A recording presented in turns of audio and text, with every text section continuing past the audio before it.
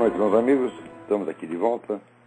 Como sempre, começamos invocando a Santíssima Virgem Maria, o Santo Padre Pio de Pietrelcina, para que roguem a Deus que nenhuma injustiça se cometa nesse programa. Sendo esse o único programa do mundo e pede proteção aos outros contra ele e não a ele contra os outros. Aqui, alguém me enviou um despacho aqui de uma agência chamada St. Gabriel International, dizendo o seguinte: anos atrás, eu escrevi um artigo dizendo que toda essa política indigenista e multiculturalista ia levar a contradições insolúveis. Uma delas é a seguinte: tem muitas tribos indígenas no Brasil, onde quando nasce uma criança e os pais não querem a criança, simplesmente eles matam, jogam a criança no mato para os macacos comerem, né? Então, olha, ou nós defendemos os direitos dessas crianças, ou nós defendemos os direitos das culturas indígenas. As duas coisas ao mesmo tempo não dá, né? Então, quer dizer, toda essa política de direitos humanos está baseada em várias contradições, porque essa é uma coisa fundada, que nasce num tipo de pensamento simbólico, compacto, em que certas palavras são imantadas de um poder mágico. As pessoas não analisam para ver aqui condutas reais, aqui atos efetivos, aquilo vai correspondendo à realidade. Esse negócio de direitos humanos é uma dessas, é um compactado simbólico, né? As pessoas nunca pensam que o direito, você proclamar o direito de um, frequentemente é você negar o direito de todos os outros. Mas um dos casos mais extremos é esse que eu estou dizendo. Então, agora, essa agência aqui, que é uma agência católica, está denunciando que o governo brasileiro está apoiando as culturas indígenas nesse seu hábito de matar crianças indesejadas, né? E estão aqui fazendo um apelo ao Papa Bento XVI para que intervenha junto ao governo brasileiro para que essa coisa pare.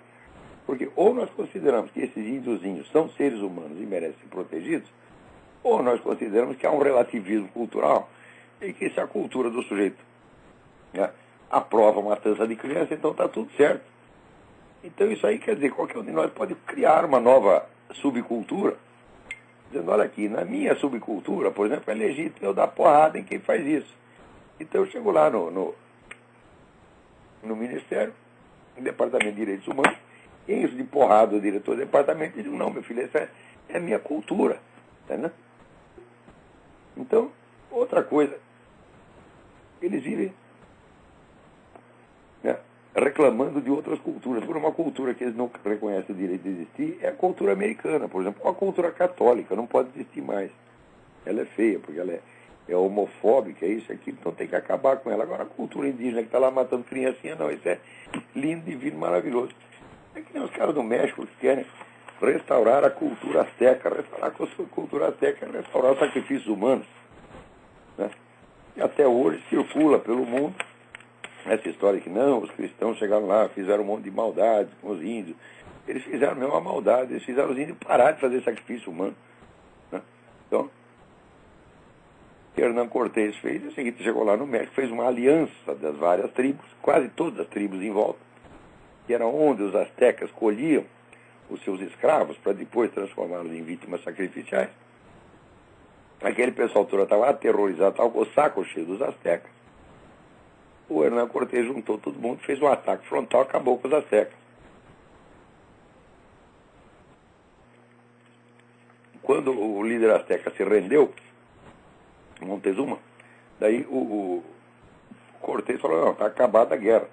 Daí os índios, aliados dele, falaram, acabou a guerra, o caso. Se a gente deixar vivo um desses caras, eles vão fazer tudo de novo. Eles vão de novo invadir nossas tribos, matar nossas mulheres, nossas crianças. Então, quer saber? Nós vamos matar até o último. E mataram até o último.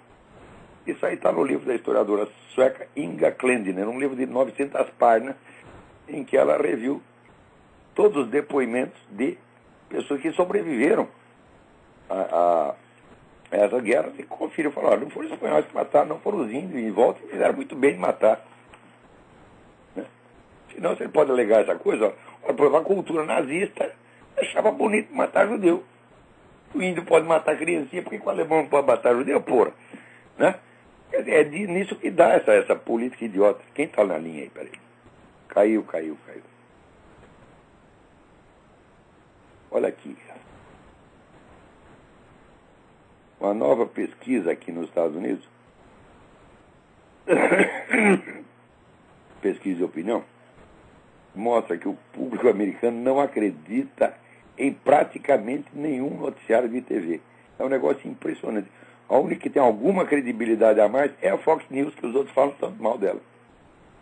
Quer dizer, que autoridade então tem essa gente que não convence nem mesmo os seus ouvintes e telespectadores para falar mal dos outros, né? É incrível porque, se você pegar nos anos 60, 70, a credibilidade dos canais de TV, dos noticiários de TV aqui era altíssima. Quando o Walter Cronkite falava, todo mundo acreditava. Por exemplo, a famosa derrota americana no Vietnã não foi a derrota militar, porque a NBC transmitiu, né, o ataque à embaixada americana em Saigon de tal maneira que dava a impressão que os vietnamitas tinham entrado lá e matado todo mundo. Na verdade, não entrou nenhum. Todos que atacaram a embaixada americana morreram na porta. Mas a coisa foi transmitida de modo apocalíptico, e o Cronkite dando a ideia de que estava tudo perdido. Daí o Lyndon Johnson, assistindo aquele programa, falou: "Ei, se eu perdi o Cronkite, eu perdi a eleição." Então, foi aí que ele decidiu, né, retirar os soldados americanos do Vietnã. Claro.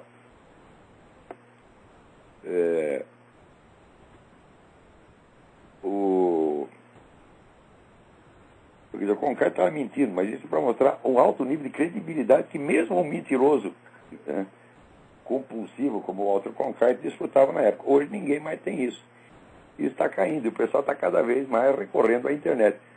A informação pela internet, ela é muito confusa e é assim, de dimensões oceânicas, mas você procurando, você encontra ali o que interessa e o que é confiável. Dá mais trabalho, mas hoje em dia é melhor confiar na internet do que em qualquer grande jornal ou noticiário de TV. Agora você vê que coisa, né?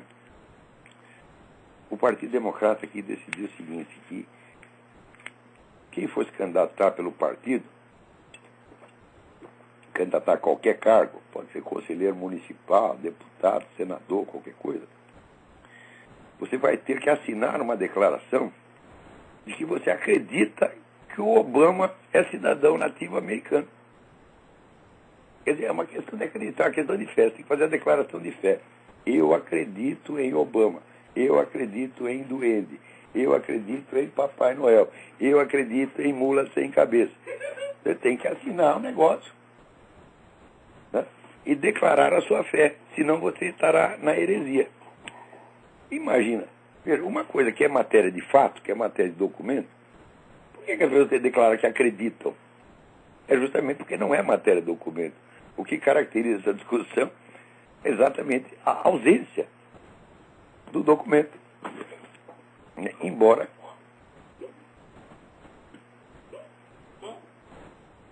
e aqui um sujeito passando mal, porque reclamaram das risadas dele, agora ele está tentando rir baixo, está passando mal aqui, está quase vomitando, coitado. Eu que vocês fazem com os meus visitantes aqui, pô. Sacanagem.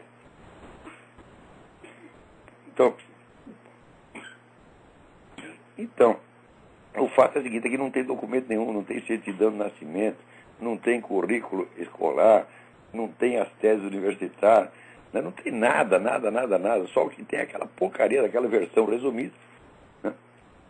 Que no Havaí se concede a qualquer um, mesmo o cara tenha nascido na Zâmbia, na Alemanha, na Serra Leoa, na Bélgica, vai lá e pega uma certidão daquela. Então tem essa discussão até hoje. Como os caras não querem discussão, então o sujeito tem que entrar no Partido Democrático e fazer a declaração de fé. Ai, meu Deus do céu, esse mundo está ficando bem mais idiota. E o pior é o seguinte, o pior é que o registro civil afirma que a versão originária existe e está lá arquivada. Mas se existe e está lá arquivado, por que não mostra? Né? Agora está aqui, né? O Obama, né, está querendo, por toda a lei, que os militares aceitem gays nas Forças Armadas. Não é aceitem gays nas Forças Armadas. A Força Armada está cheia de gay, evidentemente. Mas é o gay declarado. Porque a política aqui dos militares é o seguinte: a gente não faz pergunta. Isso é coisa da sua vida particular, que eu acho a maneira mais respeitosa e prudente de tratar com o assunto. Mas os caras não querem assim, né? Eles não querem que a sua vida privada seja respeitada. Eles querem que a sua identidade gay seja exposta publicamente e todo mundo tem que engolir aquilo. Mas daqui a pouco eu vou fazer umas considerações sobre identidade gay aqui, que eu andei explicando na minha aula de sábado. Vou dar um resuminho aqui para vocês. Mas acontece que, ao mesmo tempo, o pessoal pesquisou o seguinte, olha, possibilidade de ataques sexuais entre os militares são 5 vezes maior entre os gays do que entre os outros. Então, agora, se a coisa for imposta assim na base, não, você tem que aceitar a identidade gay, quer dizer, o sujeito vai lá, né, ele vai vestido de mulher, um traveco, e tem que ser aceita é a coronela, né? Coronela, generala. Meu Deus do céu, o que é isso, minha gente? Porra. Mas, olha, eu estava explicando aqui na minha aula que um dos elementos fundamentais da convivência humana é a capacidade que nós temos de distinguir intuitivamente, imediatamente, o que é a conduta direta e sincera, o que é a conduta teatral forçada. Então, se aparece um sujeito, por exemplo, parece um homem falando fino como mulher. Aquilo deu algum trabalho, né? Porque mesmo quando o sujeito faz operação de mudança de sexo, a coisa mais difícil, é mais fácil, tá certo? Você transformar um órgão sexual masculino em feminino do que você mudar a voz do cara. Quer dizer, o sujeito sai de lá, né, com uma linda vagina, 2 peitão, né, um traseiro todo redondo, e falando, meu nome é Margarida. Então, se você consegue falar com voz de mulher, é porque ele está fazendo algum esforço teatral, né? Até você fala, olha, aqui eu estou tentando falar com a minha própria voz, está difícil. Agora, você imagina falar com a voz do outro, né? Eu falar que nem, né, a Maria Conceição Tavares, por exemplo, né? Eu não conseguiria, né? Então, você, evidentemente, está fazendo isso, está forçando a conduta imitativa teatral. Se você é obrigado a aceitar a conduta imitativa teatral como uma coisa normal, isto, meu filho, apaga, destrói toda a linguagem dos sinais espontâneos em que é baseada a convivência humana. Né? E é exatamente isso que os caras querem impor, e eles sabem das consequências disso. Né? Vou te dar uma outra explicação mais óbvia ainda. Identidade hétero, meu filho, não existe. Identidade hétero, como é que a gente marca? É quando a gente expressa a nossa identidade hétero. A identidade hétero simplesmente é a expressão do formato do corpo do sujeito. Quer dizer, se ele tem um corpo masculino, ele tem uma voz masculina, ele tem gestos masculinos, etc, etc. E se é feminino também. Por exemplo, mulher rebola porque mulher tem um traseiro maior, o centro de gravidade dela é mais baixo. Mesmo que ela não queira rebolar, às vezes rebola, pode ser freira, pode ser mãe de caridade, vai rebolar pelo menos um pouquinho. Daí sai um cidadão com os ombros enormes, de 1,5 m, né? O quadril estreito de esportista, e sai rebolando. Então, evidentemente, é uma conduta imitativa. Então, identidade hétero se expressa simplesmente mediante, vamos dizer, atos externos que manifestem a própria forma inata do corpo do cidadão, ou da cidadã. Ora, existe um formato de corpo gay? Não existe um terceiro formato de corpo, só tem masculino e feminino. Então a identidade gay não se expressa através do simples formato do corpo, através da simples, vamos dizer, conduta masculina e feminina, mas através da expressão do desejo, que é uma coisa que, se fosse praticada por um hétero, seria considerada totalmente imoral. Quer dizer, um hétero que, em vez de manifestar a sua masculinidade apenas, vamos dizer, por voz e gestos comproporcionais ao formato do seu corpo, à sua anatomia e fisiologia, enfatizasse a sua heterossexualidade mediante a expressão do desejo, seria um chato de galocha, um sujeito inconveniente que seria rejeitado em todo ambiente social. Em nenhum ambiente educado, o sujeito fica mostrando toda hora o seu desejo sexual. Quer dizer, cada vez que passa uma mulher, o sujeito fica de pau duro e mostra o pau duro. Então, que bundão, que bucetão, etc. Você sabe que um cara desse é um sujeito totalmente desagradável. Dá vontade de bater num cara desse. Ora, qual é a maneira do gay expressar a sua identidade gay? É essa mesma. Ele tem que manifestar 24 horas por dia o seu desejo. Né? Então, claro que com isto, né, o sentido da decência acaba, e os heterossexuais acabam imitando. Então, você toda hora, né, passa lá, o gay fala, mas que gatinho, blá, blá, blá. Bom, o macho hétero acaba também fazendo as suas observações, ai que bundão, ai que bucetão, e aí acabou a decência, porra. E vem dizer que indecente é o meu programa porque eu estou falando a realidade. Ah, vamos a merda, porra. Né? Quer dizer, isso aí não é para proteger gay, não é para nada. Isso aí é projeto de engenharia social, quer dizer, para eliminar os códigos espontâneos com os quais a sociedade articula a convivência humana e tem que substituir tudo por regulamentos estatais. Quer dizer, por exemplo, se as normas de polidez de educação elas desaparecem, tá certo? E note mesmo que polidez ou não, vamos dizer, não consiste em fingimento, tá certo? Polidez consiste apenas numa ação que é comproporcional à situação real. Se essas normas espontâneas desaparecem, então o governo tem que regular tudo. E daí quem está ganhando? Como sempre, quem está ganhando é o Estado, e o cidadão se ferra. Ai, ai, ai. Vamos ver o que mais nós temos aqui. Tem uma coisa maravilhosa aqui. Espera aí, tem alguém na linha? Alô, quem é? Alô? Alô? Alô, quem é? Alô, tá me ouvindo? Perfeitamente.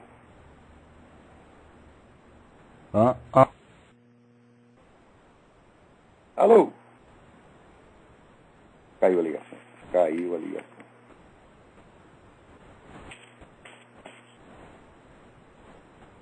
Que coisa, hein? Olha, aqui, né, outro dia saiu na Folha, né, que um delegado que tem lá uma gravação de uma conversa entre líderes do MST, né, mostrando que certas invasões de fazendas são feitas de maneira premeditada para destruir. Na gravação está lá assim, agora nós viemos aqui para pelo menos dar prejuízo para eles. Quer dizer, o senhor está entrando lá, não é porque ele precisa daquela terra, é que ele quer ferrar com o fazendeiro mesmo, está entendendo? Então é claro que é uma atividade criminosa, mas por que nós precisamos de uma gravação para provar uma coisa dessa que todo mundo já sabe? O que o MST produz? O MST hoje é o maior proprietário de terra no Brasil. Né? E o que ele produz não basta nem para sustentar ele próprio. Então é claro que o objetivo não é produção, o objetivo não é agricultura. O objetivo é apenas impor um poder na região rural, como os soviéticos impuseram na Rússia, porque a estrutura dos... Se vocês estudaram um pouco, vocês vão ver que a estrutura do MST é idêntica à dos soviéticos. Né? Eles são, vamos dizer, uma organização política total, com toda a rede de instrumentos e serviços necessários para tomar o poder. E só que falta lá algum conhecimento da agricultura, só falta isso. O resto eles têm tudo. Então, na Rússia eles fizeram isso. Os soviéticos foram invadindo fazendas, desmoralizando a autoridade, descumprindo as leis e impondo a sua própria vontade como lei, até chegou a um ponto em que a verdadeira administração no campo era os soviéticos. Ninguém mais mandava, só eles. No Brasil já está acontecendo isso. Tem regiões inteiras, quem manda é o MST. Polícia não manda nada, prefeitura não manda nada. E o que você precisar ali, você tem que pedir, pelo amor de Deus, para o MST. Então isso aí é um processo de tomada de poder no campo. Você não tem nada a ver com a agricultura, minha gente. Mas faz 30 anos que isso é assim. Quer dizer, o cérebro, olha, quem tem razão, aquele filósofo francês Raymond Abelio. Abelio, ele morou aí no Brasil, na América Latina, um tempo, e ele diz o seguinte, olha, aqui, né, a evolução das ideias não acompanha o tempo histórico, acompanha o tempo geológico. Quer dizer, é aquelas mudanças das camadas geológicas, leva assim, bilhões de anos para subir 1 centímetro. A percepção da realidade no Brasil é, de fato, ritmo de tempo geológico. O tempo que o brasileiro leva para perceber uma coisa, podia inventar um novo recorde no livro Guinness. Tempo necessário para tirar uma conclusão. Né? Chega lá, você faz o teste no Japão, assim, 2 segundos. Né? Chega na China, 3 segundos. Aqui nos Estados Unidos dá uns 5, 6 segundos. Chega no Brasil, 10 anos e 8 meses. Mais 3 semanas e 2 dias. E algumas horas. Negócio. Porque o que eu tenho escrito, ela saiu essa semana, um artigo Caindo Sem Parar, é sobre a decadência da educação e da alta cultura no Brasil. O mais engraçado é que pessoas que sabem disso e que dizem a educação está mesmo uma merda, nossa ciência foi para o buraco, etc. Elas veem tudo isso e elas acham que o QI delas não foi afetado. Isso é que eu acho incrível. Pô, é evidente que se caiu toda a alta cultura, a inteligência de cada pessoa está caindo também, meu Deus do céu. Porque inteligência não é um dom natural que se mantenha por si. Tá certo? Se você pegar um garoto que nasceu com QI 280, tá certo? E não der para ele o ambiente devidamente estimulante, ele vai emburrecer. E vice-versa. Se você pegar um idiota como eu, tá certo? E der a ele um montão de livro, estímulo, etc., ele fica inteligente. Né? Então, eu continuo lendo, estudando, pensando, examinando as coisas para eu não emburrecer. Agora, eu vejo para o pessoal da minha geração, o pessoal de 60 anos, que é a turma que está no governo, meu Deus do céu, eles são hoje mais burros do que eram, do que quando tinham 20 anos. Eu juro para vocês, eu conheci muitos desses caras, porra. Né? Zé Dirceu e outros, né? Rui Falcão, eles até que tinham alguma inteligência 40 anos atrás. Hoje eles só tem aquela astúcia maliciosa, tá certo? De politiqueiro vagabundo. Né? O que é isso aí? É a decadência geral da alta cultura no Brasil. Quer dizer, a existência de alta cultura e de um bom sistema educacional, tá certo? É condição para que cada pessoa mantenha o seu QI elevado. Não é uma coisa externa que acontece só na sociedade. Eu acho incrível, até mesmo as pessoas que falam. Eu, quando falo da decadência da educação no Brasil, cada vez que eu vejo esse fenômeno, eu percebi imediatamente que eu tenho que me defender. Quer dizer, eu não posso me deixar afundar como a sociedade brasileira está afundando. Então, o que eu faço? Eu tenho que estudar mais, tenho que treinar mais, e tenho que me fiscalizar mais. As pessoas não, elas estão seguras de si. Elas acham que a sua inteligência é assim, é o eixo imutável do universo. Né? Se cair o universo inteiro, né? O QI do nego vai continuar inabalável. Aí o que já bota, se pensar assim, já bota que é uma besta quadrada, porra. Porque se tem uma coisa que, olha, isso aqui é uma lei, lei universal. Quanto mais burro você fica, menos você percebe que é burro. O burro é pior que o marido enganado. É o último a saber. O marido enganado ainda tem uma chance, que alguém pode contar para ele. Né? Eu me lembro do filme Divórcio Italiano. O sujeito mandava um bilhetinho assim com 2 chifres, né? Mandava pro cara, seu fulano, né? Vostra donna vi tradisce sotto il tetto della vostra casa onorata. A sua esposa está traindo sob o teto da sua honrada casa. Né? Eu se tocava. Né? Mas o cara burro não. Você diz para ele que ele está ficando burro. Você avisa. A vizinhança inteira manda para ele um bilhetinho, não com 2 chifres, mas com 2 orelhas de burro. Meu filho, seu QI está caindo. E ele acha que é insulto. Você quer avisar o cara, desgraça, ele acha que é insulto, ele fica brabo. Não, você está falando com isso por ciúme que você tem da minha inteligência. Não é uma coisa incrível, pô. Tem alguém na linha aí, vamos lá. Alô, quem é? Meu nome é Rivaldo, do Rio de Janeiro. Como vai o senhor? Tudo bom? Rivaldo, tudo bem? Tudo certo. Professor, como o senhor tem falado bastante, a gente está numa fase, vamos chamar assim, pré-comunismo mesmo no Brasil, né? E eu fiquei pensando, puxa vida, onde é que tudo isso se originou, né? Estudando a história recente.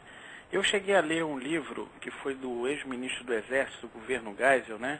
Ideais Traídos. Não sei se o senhor já Silvio Frota, grande homem, grande homem. Eu fiquei olhando assim, as pessoas encaram o governo militar como se fosse um governo único. E eu olhando, vendo alguns depoimentos de pessoas que viveram a época, eu cheguei à seguinte conclusão.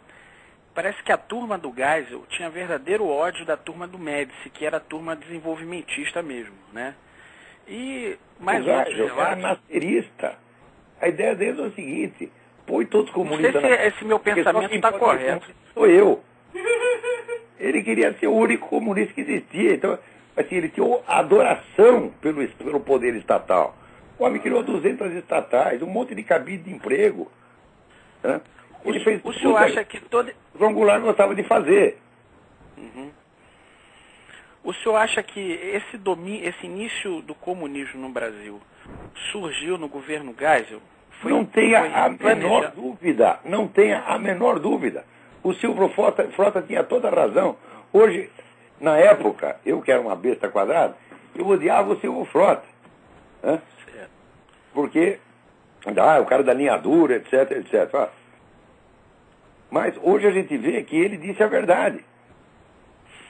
E no livro dele, tudo que ele fala, ele mostra um documento, não são palavras somente, né? É um livro que todo brasileiro deveria ler. Isso. Porque você vê, a Revolução de 64, que não foi uma revolução, foi, claro que foi um golpe de Estado, foi um movimento contra-revolucionário, ela foi traída várias vezes. Primeiro foi traída porque subiu lá prometendo uma eleição em 6 meses e não fez eleição.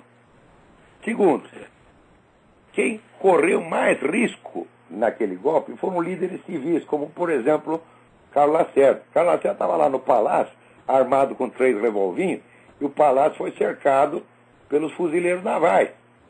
Certo. Quer dizer, o Carlos Lacerda ia morrer. Mesmo assim, ele foi por rádio e falou com o comandante, que se chamava comandante Aragão: Aragão, tu é um filho da puta, vem aqui que eu te mato. O Aragão ficou todo e não foi. Então, quem foi mais macho na Revolução de 64 foi o Carlos Lacerda. Não foi milico, não. E o que os milicos fizeram? Boicotaram, destruíram a carreira do Carlos Lacerda, que era um sujeito que naquela altura ganharia qualquer eleição no Brasil. Claro que isso é uma traição. Tanto que nos relatos da revista O Cruzeiro... O general Castelo Branco, o Major Castelo Branco, que todo mundo idolatra. Claro, o Castelo Branco era um homem honesto, fez uma boa administração, etc, etc. Mas e a ciumeira da liderança civil?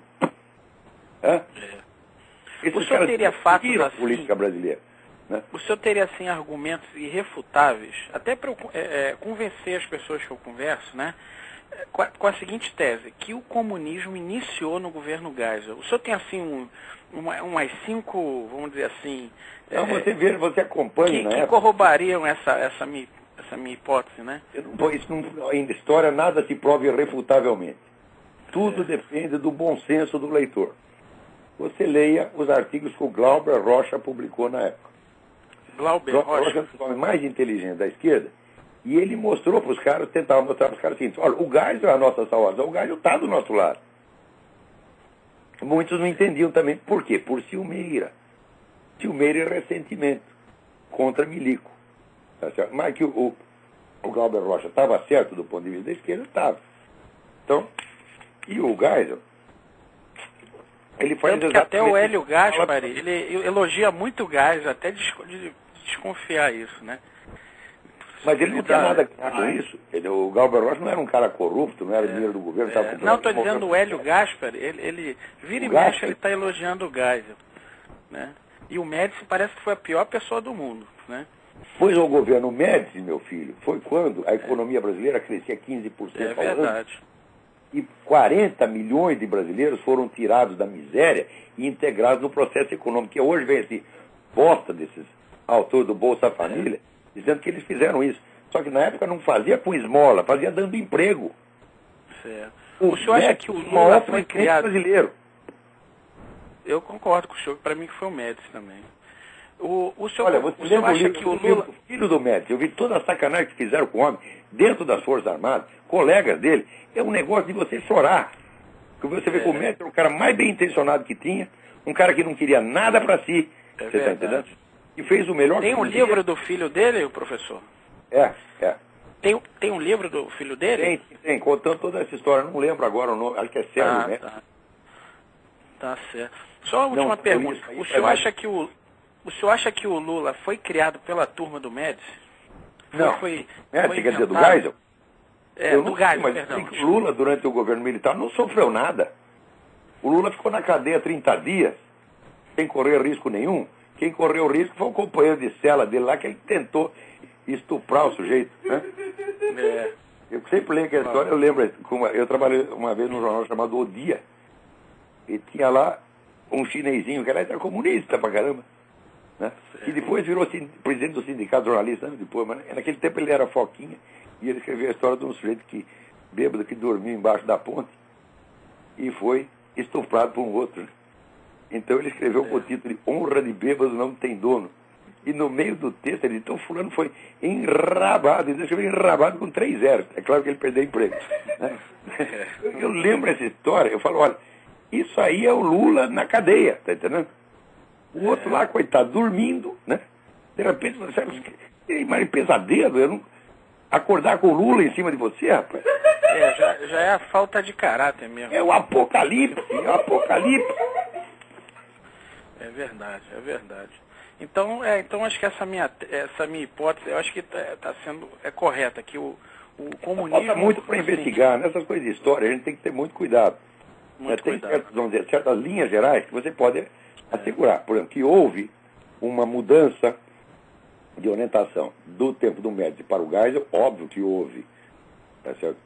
Que o Geisel favoreceu, vamos dizer, o estatismo, e que ele mesmo dizia, eu não sou infenso, né, às ideias da esquerda. Claro que não era. Né?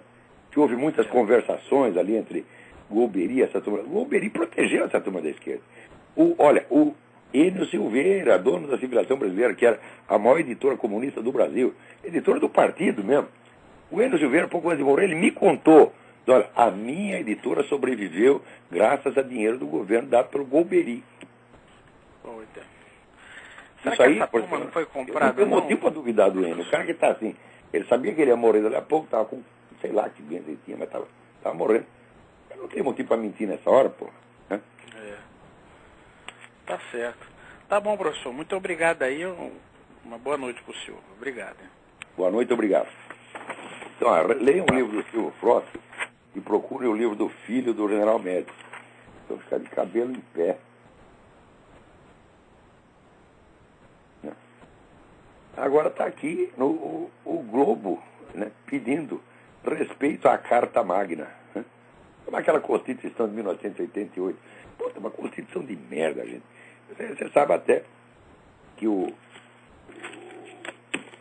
Nelson Jobim meteu lá 2 artigos na Constituição sem avisar mais ninguém. Isso nunca aconteceu na história do mundo. A Constituição está pronta, daí de madrugada, cara, vou botar mais 2 coisinhas lá. Põe e manda publicar. Que valor tem essa Constituição? Isso é papel pintado. A Constituição Cidadã do doutor Ulisses Guimarães. O doutor Ulisses Guimarães era um maluco, ele vivia de pílula de lítio. Se perdesse o lítio, ele começava a babar na gravata, porra. Né? E daí o que o Globo agora defendendo a Constituição contra esse tal do Programa de Direitos Humanos. Mas quem foi que fez o monstro? Foi vocês, meu Deus do céu. Vocês fazem e desfazem presidente com a naturalidade de quem peida, você está entendendo? Vocês têm 70% da audiência, vocês mandam na cabeça do Brasil. Olha, estou para dizer o seguinte, tudo que acontece de ruim no Brasil é culpa da Globo. Tudo começa na Globo, porra. Não é a Globo, é uma elite de pseudo-intelectuais que manda naquela porcaria, né? Porque uma empresa, afinal de contas, é um universal abstrato. O universal abstrato não age, são pessoas. Né? E agora eu vou reclamando, agora aparece, veja, que incrível, né? Os caras apelam a tudo quanto é termo, cesarismo, populismo, bonapartismo, tudo para não dizer comunismo. Ai, meu Deus do céu, o esquema do Foro São Paulo é o esquema da tomada do poder clássico pelos comunistas. Os caras dizem que são comunistas, dizem que são marxistas. Agora, os inimigos, aparentes inimigos deles, não querem dizer comunismo. Então, tem que dizer bonapartismo, tem que dizer só cesarismo. Hoje está de novo esse cretino desse Janotti falando de bonapartismo. Será? Ele diz, ainda é cedo para saber se o governo Lula será bonapartista ou não. Eu digo, mas o governo Lula está no fim. Como é que... Ele diz que, não, estamos aqui seguindo o diagnóstico clássico que Karl Marx fez em O 18 Brumário de Luiz Bonaparte. Um diagnóstico de merda, pô. Né? Coisa simplória, idiota. Né? E está de novo lá usando o conceito de Bonaparte. O conceito é tão bom que ele ainda não sabe se o conceito se aplica ao governo Lula ou não. Quando o governo já está no fim. Eu digo, senhor Janotti, não sabemos ainda. Quando saberemos, hein? Quando o senhor descobrir, o senhor me avisa? Né? E agora vem aqui quando começou esse negócio de populismo, eu fui lá no Hudson Institute, na mesa redonda, estava todo mundo que conversa com o populismo, eu falei, populismo ou caralho, com perdão da palavra, populismo ou caralho, né? Não existe isso. Em inglês eu falei alguma coisa correspondente, né? E mostrei, falei, olha aqui, está aqui os documentos, os caras são marxistas-leninistas, eles dizem, está aqui o esquema, pá. São vocês que estão inventando isto. Porque, veja, em qualquer ação histórica, a primeira coisa que você tem que levar em conta, primeiríssima coisa, o discurso do próprio agente. O que o agente diz que quer fazer e o que ele diz que está fazendo. Porque mesmo que ele esteja mentindo, esse é o documento inicial. Não é isso? Agora, sempre aparece espertalhão que diz, não, eles não são comunistas, eles estão só se fingindo de para agradar aos outros. Eu digo, quais outros? Porque todos estão dizendo isso. Então, quer dizer que todo mundo no Foro de São Paulo está fingindo que é comunista para enganar todos os outros. Ah, meu Deus do céu, essa hipótese é tão idiota que não dá nem para começar a levar em conta. Mas acontece, e o orgulho liberal de dizer, nós vencemos a Guerra Fria. Nós vencemos, né? Só que o cavalo morto está dando coice pra caramba. Mas você não pode reconhecer que é coice. Então você diz que são afagos. Né? O cavalo te dá um coice, você já para 15 metros adiante, e você levanta meu tontinho, você está vendo como ele gosta de mim? Olha, aqui, né, saiu até, olha, na Economist saiu um artigo muito bom, dizendo que, né, o Brasil, que por toda parte celebrado como um primor de democracia capitalista, no Brasil, o liberalismo clássico, o liberalismo econômico é proibido, é tabu, é palavrão. Né? Aliás, e conservadorismo, então? Né? Você vê que liberalismo é um termo muito fraco para definir a direita. Eu estou até escrevendo um artigo, deve sair semana que vem, por que os direitistas brasileiros se chamam liberais e não conservadores? Né? E conservadorismo, vamos dizer, é uma atitude humana permanente, é um componente estrutural da existência da qualquer atividade política. O que é o conservadorismo? É a recusa de mudanças drásticas. É a recusa de mudanças que não possam ser revertidas. Em suma, é a recusa da mentalidade revolucionária que reivindica uma concentração de poder para introduzir mudanças profundas. Então, se você procurar, você encontra o conservadorismo, por exemplo, em Lao Tzu, o filósofo chinês, 5.000 anos atrás. Lao Tzu dizia que o melhor governo é aquele que interfere pouco, ou mesmo o governo que não faz nada. Né?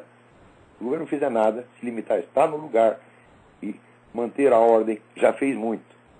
Você encontra o conservadorismo em Cícero, você encontra o conservadorismo em Aristóteles, você encontra o conservadorismo em Santo Agostinho, você encontra o conservadorismo nos profetas hebraicos, tá certo? Você encontra o conservadorismo em Shakespeare, você encontra o conservadorismo em São Tomás de Aquino, você encontra em Goethe, você encontra o conservadorismo, é tudo permanente. Liberalismo, como política, é uma coisa que surgiu no século XIX e que não faz sentido falar ele é antes do século XIX. Então, liberalismo, vamos dizer, é uma atitude política que se define, vamos dizer, pela oposição a outro fenômeno político recente. Então, não tem, evidentemente, o alcance da ideia conservadora. Tá certo? É uma coisa muito mais improvisada, tá certo? E que responde a determinadas situações e fica totalmente deslocada em outras. Né? E o liberalismo se define exclusivamente por duas coisas, quer dizer, o amor à economia de mercado, à liberdade econômica, tá certo? E o amor à democracia representativa. É só isso. Eu digo, mas isso é suficiente para definir uma política? Mas nunca, meu filho. Nunca. Isso é muito estreito, isso é muito limitado. Isso é muito, como dizer, é muito empírico demais. Tá certo? Mas como no Brasil parece que conservador é mais direitista do que o liberal, que não é, a diferença não é escalar, né? Então os caras preferem usar o termo liberal para dizer, eu sou direitista, mas não sou tanto assim. Ai, meu Deus. Mas até o liberalismo, né, é feio no Brasil. Ai. Agora aqui tem uma coisa maravilhosa, mas lindo. Aqui. O Marcos, eu acho que é Marcos Dutra. Não sei sobre o nome dele. Marcos Dutra. Escreveu um artigo sobre o Brasil na página do Henry Mackall. Né? Já seria Makov, mas aqui só o Mackall. Né? Que é um escritor excelente sobre o negócio de nova ordem mundial. Claro, nem sempre acerta em tudo, mas em geral é um homem honesto, confiabilíssimo, né? Ele escreveu um artigo falando da situação no Brasil, do Lula, do Foro de São Paulo. O artigo do Marcos está muito bom. Daí chegou um sujeito lá e leu aquilo, né? E mandou uma carta indignada para o Henry McCall, né? Dizendo aqui que as ideias do Marcos são baseadas nas ideias de um jornalista chamado Olavo de Carvalho, né? O qual não é digno de confiança porque, olha aqui, esse Olavo de Carvalho, ele é um strong supporter, né? Um ferrenho adepto do sionismo.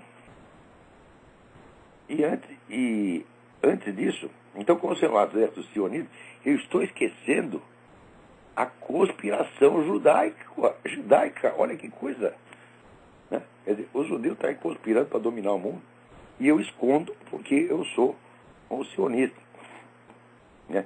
E antes disso, ele foi um conhecido comunista na década de 60 e viveu na Romênia por 10 anos e recebeu um prêmio do governo romeno durante os anos 80. Ai, meu saco! Ai, meu saco! Cadê o Alborguete? Puta merda! Eu não tenho expressividade daquele gênio do rádio brasileiro que foi o Alborguete para expressar, né, o meu sentimento dentro de uma coisa dessa. Quer dizer, primeiro, eu fui um conhecido comunista nos anos 60. Não, eu fui um desconhecido comunista. Eu era o último, eu era a rabeira da cadeia alimentar, você está entendendo? Nós éramos conhecidos, eu e o Rocco Bonfilho, né, que é jornalista, amigão meu na época, irmão da Mônica Bonfilho, aquela que fazia o programa dos Anjos, né? Eu e o Rocco éramos conhecidos no meio comunista porque a gente só pensava em mulher. Os outros eram militantes seríssimos, devotados, etc. Né? Rui Falcão, e nos olhavam com mau desprezo, né? Quer dizer, esses caras são meros tarefeiros. Eles não podem tomar uma decisão, eles só podem fazer o que a gente manda, porque eles só pensam em mulher, eles não são gente séria. Isso era eu no meio comunista, você imagina, né? E eu chegava em qualquer lugar, mas se alguém me conhecia, quem é esse cara aí, pô? Chegava Zé Dirceu, Rui Falcão, todo mundo sabia, daí tinha eu, o Rocco Bonfilho, quem são esses caras aí? Ah, são uns aí que só vivem lá na gafieira, som de cristal, né? Todo fim de semana volta aí para casa do estudante com 20 de mulher, né? Ainda tinha que eles deviam agradecer a nós, porque a gente não podia consumir todas aquelas mulheres, o que a gente fazia? Distribuía pelos amigos. As meninas entravam na casa do estudante na sexta-feira à noite e iam descendo de apartamento em apartamento. Chegava segunda-feira de manhã, elas saíam pela porta da casa do estudante com um sorriso assim, idiota, né? De lado a lado, tontinha, né? Então, esse era nosso serviço lá, nós éramos, né, fornecedores. Então, isso é o que eu era no movimento comunista, né? Vivi na Romênia durante 10 anos? Não, meu filho, eu vivi na Romênia durante 8 meses. Né? No ano de, deixa eu perguntar para minha mulher, 1999. Né? Não. E estive na Romênia várias vezes, né? Somando o período todo que eu fiquei lá, não dá um ano, não completa um ano. E, de fato, ganhei um prêmio do governo romeno, mas não foi nos anos 80, no tempo do Ceausescu. Foi, hein? Está aqui o diploma, lá, vi a data para mim ali. Olha. Aí, no ano de 2000, assinado por o presidente Emílio Constantinesco, que foi o primeiro presidente liberal-democrata, o primeiro cara que governou a Romênia, depois da queda do Ceausescu. Mas se eu ia aceitar o prêmio do Ceausescu, ia mandar enfiar no cu, porra. Agora vê o cara inventa a minha biografia, né? Eu vivi na Romênia 10 anos no tempo do comunismo e recebi um prêmio durante os anos 80. Ai, meu saco! Né? Agora, e eu aqui então estou, né, ignorando a conspiração judaico-maçônica. Né? É um negócio incrível. Olha, eu não estou ignorando merda nenhuma, eu só não estou falando do que não existe. Você está entendendo? Por quê? Se você for ver os príncipes, os donos da nova ordem mundial, tem lá uns 2 ou 3 judeus, claro, tem Jorge Soros, né? Tem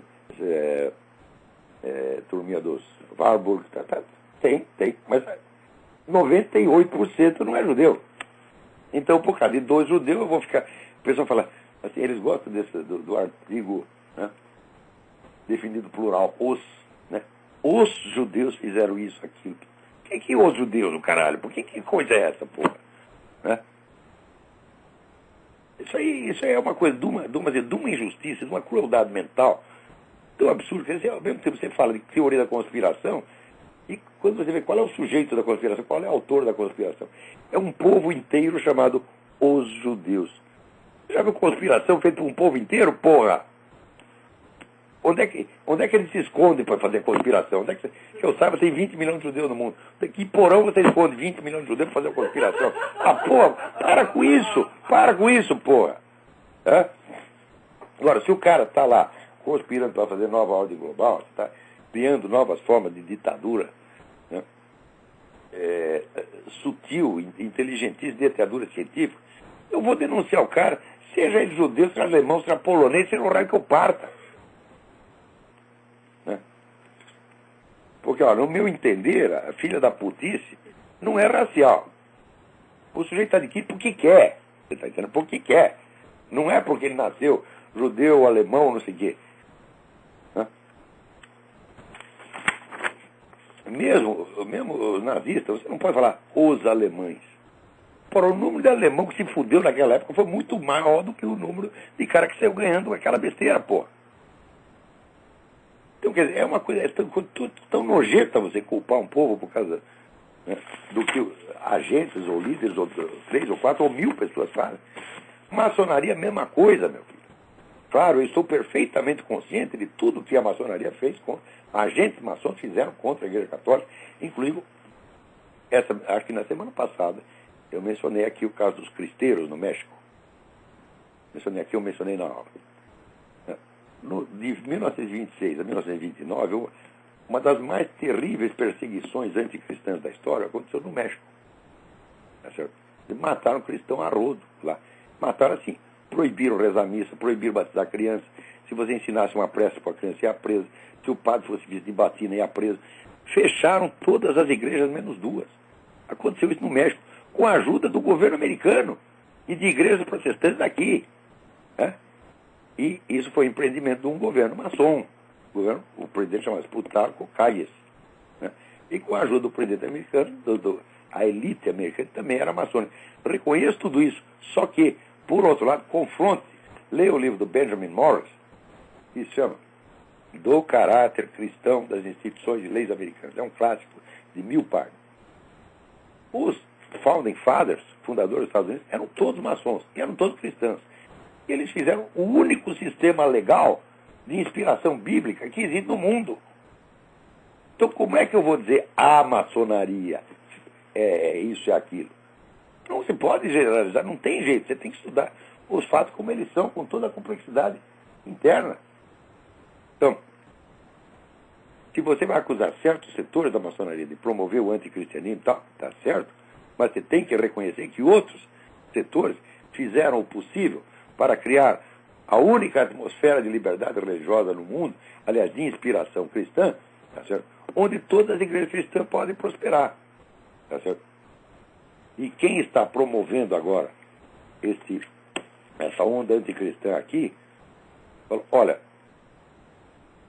é difícil você dizer que é maçom. Por quê? Porque todos esses pastores protestantes aqui são todos maçons, e são eles que estão sendo perseguidos. Você vai lá estudar a vida deles, 80% deles são maçons e estão sofrendo a perseguição igual. Então a coisa não é assim, meu filho. Existe o mal no mundo, existe a ação demoníaca no mundo, mas ela não vem com rótulo de nenhuma organização. Você precisa pesquisar e descobrir quem são os agentes reais. Não adianta se esconder atrás de rótulo genérico. Dizer, olha, quem faz conspiração são os judeus, são os jesuítas, são os maçons. Ah, que besteira é essa, porra? Estuda um pouco, você vai ver. Claro que tem ação organizada do mal no mundo, e é possível identificar, e é obrigatório para nós cristãos investigar isso e denunciar esses caras. Só que não se esconder através de universais abstratos. As ações humanas têm sujeitos reais, individuais e grupais, e você precisa dizer, foi fulano, fulano, fulano, fulano, fulano, fulano, fulano. Não é dizer foi os alemães ou os judeus. Isso é, em primeiro lugar, isso é racismo. Isso é um verdadeiro racismo. Quer dizer, você vai atribuir a uma nação inteira, a uma raça inteira, a uma religião inteira, as culpas de indivíduos concretos, que se você tivesse um pouco de vergonha na cara e de honestidade intelectual, você iria estudar para saber quem são os agentes. Tá certo? Aí tem alguém na linha aí, vamos lá. Em todo caso, parabéns ao Marcos Dutra pelo seu artigo. Muito obrigado por ter me defendido e muito obrigado ao Henry Macau, que já tirou. O sujeito chama-se Salgado. Ele que mandou essa besteira, chama-se não sei o que, Salgado. O Macau já tirou o artigo dele do site. Vou perceber que é uma besteira. Quem está na linha aí? Alô? Alô, é Adriano. Adriano, tudo bem? Tudo bem? Eu queria perguntar, tem uma dúvida filosófica, se o senhor acha que o suicídio e o homicídio são crimes da mesma gravidade ou se um deles é mais grave que o outro? Olha, depende, né? Se você for ver do ponto de vista estritamente religioso, ambos têm a mesma gravidade, porque nós não somos senhores das nossas vidas. Né? Se você fosse senhor da nossa vida, você seria capaz de se criar a si mesmo. Né? Agora, tem pessoas que nunca fizeram perante Deus a pergunta básica, assim, por que eu existo? Por que você me fez? Porque eu, quando faço essa pergunta, não existe nem meia razão para a minha existência. Eu não consigo encontrar um fundamento da minha existência. Eu existo em função de uma arbitrariedade do amor divino. Tá certo? Então, Deus é meu Senhor, eu pertenço a Ele. Tá certo? Eu não posso violar isso. E da mesma coisa os demais seres humanos. Fui eu que os fiz? Não, nem os meus filhos fiz. Eu só fiz a parte gostosa do serviço. E claro que depois paguei a despesa. Mas, né, você vê, tem uma tribo na Austrália que até hoje não percebeu a relação que existe entre o ato sexual e a procriação. Eles transam porque é gostoso e depois aparecem umas crianças, não se sabe por quê. Tá, a humanidade viveu, muita gente viveu assim. Tá, e eu mesmo, na hora que estava lajeando os meus filhos, eu não tinha uma ideia muito clara, tá, da fisiologia da procriação e nem precisava ter essa ideia. Eu estava ali dirigindo aquilo como um macaco treinado dirigiria um automóvel. E você, acho que você também, todos nós fazemos filho, na hora você não vai lembrar todos os detalhes científicos da coisa. E se lembrar, isso não vai ajudar em nada, né? Você vai estar transando com a sua mulher, peraí, deixa eu consultar o livro aqui. E o livro é fisiologia. Você não vai fazer isso, né? Então, mesmo para gerar os filhos, eu não tive mérito nenhum e não posso me considerar autor daquilo. Né? Eu fui simplesmente um canal por onde determinados espermatozoides, que eu não selecionei, que aliás eu nem vi. No saco humano tem não sei quantos milhões de espermatozoides, eu não sou capaz, né? 5 milhões, né? Então como é que você vai conhecer 5 milhões de espermatozoides e você vai escolher, quero esse, não quero aquele? É Deus que escolhe, meu filho. Então nós não somos, a coisa mais óbvia, é uma questão de senso da realidade.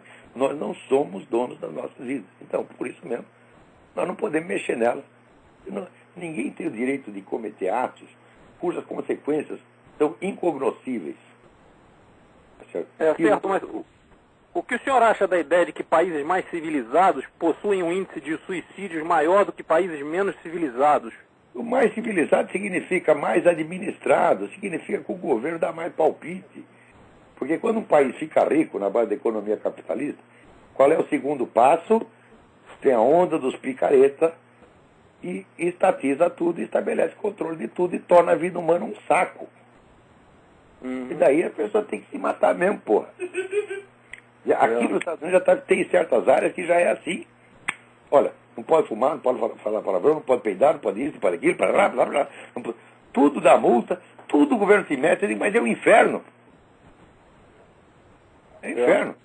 Então, quer dizer, o ser humano não foi feito para ser mandado por outro. Ser mandado por outro é próprio de dois tipos de pessoas, crianças e prisioneiros. Tá? E, evidentemente, doentes mentais, pessoas incapazes. Todo ser humano capaz, ele tem que decidir a sua própria vida e tem que ter o direito de decidir a sua própria vida. Isso é da natureza humana. Se você viola isso, você está forçando o sujeito a uma existência antinatural que só pode deprimi-lo e prejudicá-lo. Se tiver as pessoas hoje criadas nesse ambiente de controle total de tudo, são pessoas covardes, tímidas, mentirosas, esquivas. Tudo isso é um comportamento de doente mental. E eu, nos últimos 30 anos, 40 anos, observando isso desde a minha juventude, e no Brasil, no tempo da ditadura, a gente tinha mais liberdade do que hoje. Mas muito mais.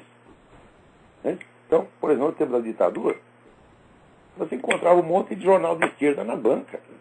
Você encontrava um monte de esquerdista publicando livro, sendo premiado pelo governo, tá certo? E sendo paparicado pelo governo. Hoje, meu filho, se você é direitista, você está cercado de gente que vai te boicotar, te botar para fora do emprego, e se não destruir a tua vida, como estão fazendo com o Júlio Severo. Tinha muito mais liberdade no tempo da ditadura. Então a gente vê esse crescimento, vamos dizer, da pressão e da opressão. Tá certo? Isso tira o sentido da vida, tira o gosto de viver. Quem sobrevive bem a isso, sobrevive os caras de pau como eu. Porque eu não deixo ninguém controlar nada. Tá entendendo? Uma vez entrei no restaurante aqui, o cara disse, não pode fumar. Disse, não pode, eu vou fumar aqui na sua frente. Vou chamar a polícia e me põe numa cadeia. Chamou? Não chamou nada, pô. No Brasil fiz isso várias vezes. Então, ok, obrigado, Olavo. É isso que leva as pessoas ao suicídio. Né? Entendi. Eu agradeço, obrigado. Obrigado eu. Então aqui estamos no fim. Deixa eu ver se tem mais alguma notinha aqui. Queria lembrar vocês de novo que o nosso curso de Introdução à Filosofia da Ciência agora foi remarcado para o dia 10 de maio. Informações com o misterioso senhor Eduí. Telefone 041-9974-4443. Pessoal, quem é o misterioso senhor Eduí? Recebe as cartas aqui. O misterioso senhor Eduí é meu compadre. Né? Ele é filho ele é pai da esposa do meu filho Davi. Então, aí, agora nem tudo está perdido, porque aquela pesquisa do Vox Populi, que foi a maior empulhação petista de todos os tempos, finalmente o TSE mandou tirar aquilo do ar, porque é uma pesquisa feita para ninguém votar em Zé Serra.